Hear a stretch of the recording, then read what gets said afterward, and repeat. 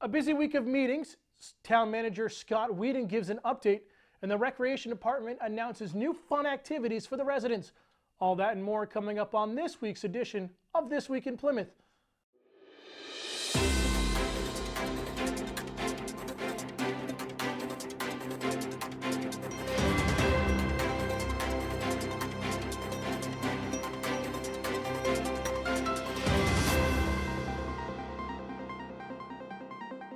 Hello and welcome to This Week in Plymouth. I'm your host, Dan Salzer. Starting off the week, the Plymouth Select Board and the Plymouth School Board both held meetings on Monday, January 9th. At the Select Board meeting, the discussion about the intersection of Smith Bridge Road and Tenny Mountain Highways was brought up once again. After considerable mentions from the townspeople, Selectman Neil MacGyver proposed the idea of writing another letter to the State Department of Transportation about the dangerous intersection.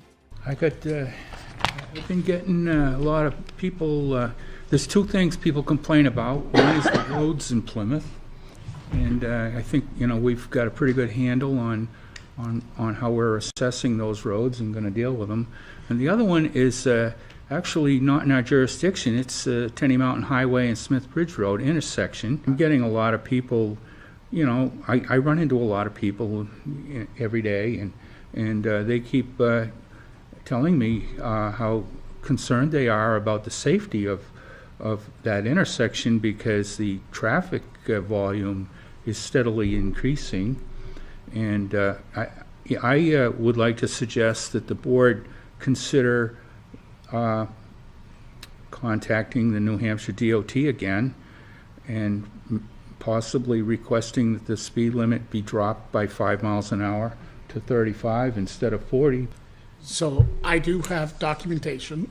I did go on to the New Hampshire DOT Transportation Data Management System and did some research, as well as I spoke with Chief Hutchins and Chief Morrison with regards to what is taking place out there.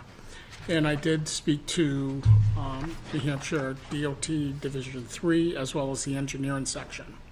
And what it comes down to is there's not enough evidence to accommodate any major changes out there.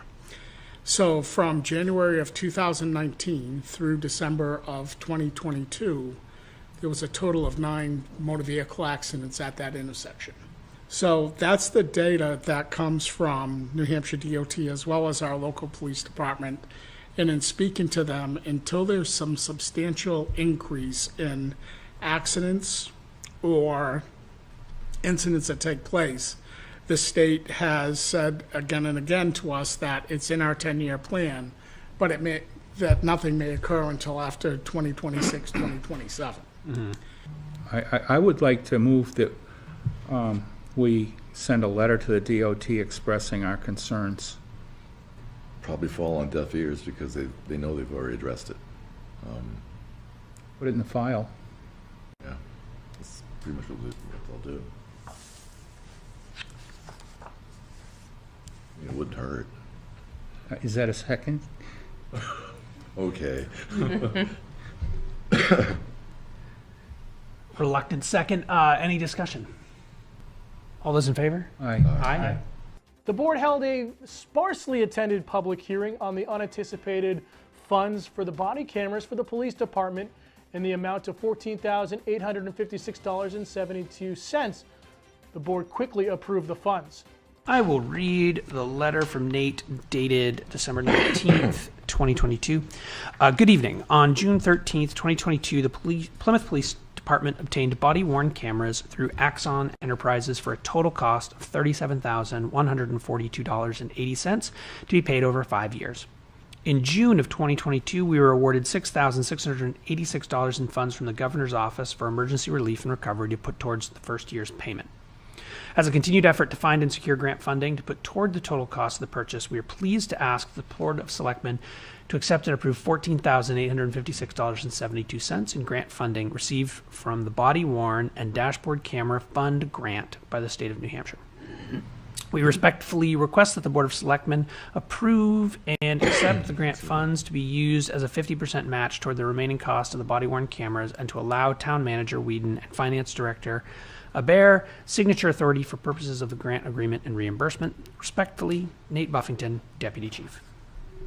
All right, so we will now take any public input from the overwhelming audience here around the acceptance of these grant funds. Oh, come on, Tom. Sounds like a great plan. Chief Morin says, sounds like a great plan. With that, I will close the public hearing, and it is 5:20 p.m. Now, Ted. And now I can make the motion. I'll make the motion to accept the unanticipated funds in the amount of $14,856.72 for the purposes of purchasing body worn cameras. Sorry. And more specifically, to make the payment on the purchase we already made. And I will amend to add Ian and Scott as signatory. Second. Any further discussion? All those in favor? Aye. In her last official business as the director of Whole Village, Susan Amberg went before the Select Board to get the support from the board for the USDA Rural Community Facility Grant that Whole Village applied for to fix the parking lot. At no cost to the town, the board approved the support of the grant. We've applied to the USDA Rural Development Community Facilities Grant Program, which requires community support of every project demonstrated by coming to the Select Board. So when I came and everyone was nice enough at the time to lend their support, we submitted a grant and were awarded a small grant from USDA towards revitalizing the Whole Village parking lot. USDA gave us the opportunity to apply again for a larger grant, which is what I'm here seeking approval for tonight. They will pay for up to 35% of the cost of the project. So our application to USDA went in the middle of December for $177,000 and change, which represents 35% of the project. Granite United Way, who owns and operates Whole Village, we do have another $100,000 in fundraising that we have done that we can apply to that, and Granite United Way is prepared to finance the rest of the costs to do the full repair and bring it back up to where it should be. So there are no costs to the town in this application. It is purely fundraising dollars, USDA dollars, Granite United Way financing, but rightfully so, USDA wants to make sure it's supporting projects that the local community supports, and so they've asked me to come bring this to you. All those in favor? Aye. I can vote, right? You get to choose whether you recuse yourself or not. Personally, That is I don't a find myself personal in. choice. So aye. I don't think it was going to risk the vote if you did or No, I did. wasn't gonna change it. I just want to be on record. Any opposition? None. The last major item on the agenda was an update from Fire Chief Tom Morrison and Deputy Chief Kevin Pierce with the Needs Assessment Committee. The committee has been tasked with looking into the possibility of a new joint police, fire, and recreational building. The Needs Assessment Committee's met a few times over the last few months. We discussed the objectives. One meeting, the other meeting, we visited the police and fire stations, did site visits. They got a chance to observe both facilities, the woes, the needs. We got to witness where we're struggling with space and et cetera. Basically, what the results of the committee were, unanimously it was agreed that both facilities, police and fire, need to be replaced as they sit right now. They're outdated. Each department has outgrown its present needs in use for the building. The infrastructure's failing. It's cost prohibitive. There's safety issues and concerns. The next logical step would be to consult with Turner Group. Now, Turner Group has offered us a proposal. We chose to work with them because they know this town intimately. They've done several projects here. They have the data that we need, and what we've asked for them to provide us with is essentially a contract for the sum of around $25,000, and what it would do is they would offer professional evaluations in each facility, and what it would do is it would they'd come in with their architects and engineers and civil service professionals and come in and evaluate each facility. Do these assessments also include what it would cost to expand the size of the facilities? Yes. They come back and say, this is how much it would cost to add the additional capacity that you need there, or the Yep. additional space. They that you would need there. estimate that. So this That's fair. proposal won't be looking at the replacement cost someplace else, more land, new structure. Will it also be doing that, or just the? I think it's Okay. just what we have existing to So that's bring that. would be the next step after that. There is no money in next year's budget for the building that was taken out. There's no capital reserve No, being no created, additional, no right, yes. anything. So, as you mentioned, there's 20,000 for the planning CIP. You have 5,000 in one of the budget, or 25 for you and 25 for police department potentially? Yeah, I mean, if we could do it with existing funds, that seems like a win right out of the gate.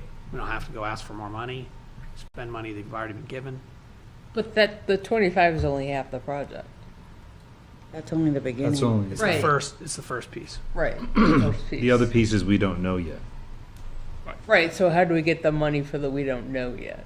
Well, we'd have to find out what the value is that we're talking about to either retrofit the existing properties and bring them up to snuff, or purchase a new, or construct a new building.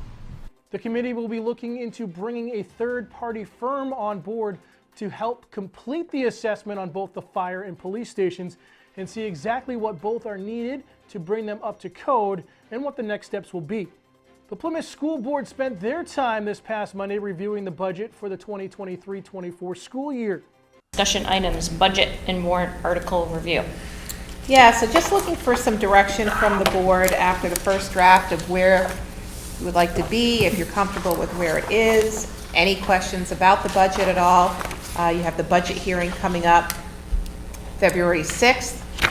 We reviewed the budget line, in detail last month, so any feedback from you would be great. So just to kind of bring you back to the big increases are from the salary increases from the CBA that was voted on last year, so you're seeing that impact this year. You see it in the 1,100 accounts, which are your salaries, special ed accounts, which is salaries, and the other piece that's up on the special ed line are purchase services. The other piece that has gone up significantly is, in athletics and co-curricular. That is a direct impact of the collective bargaining agreement as well.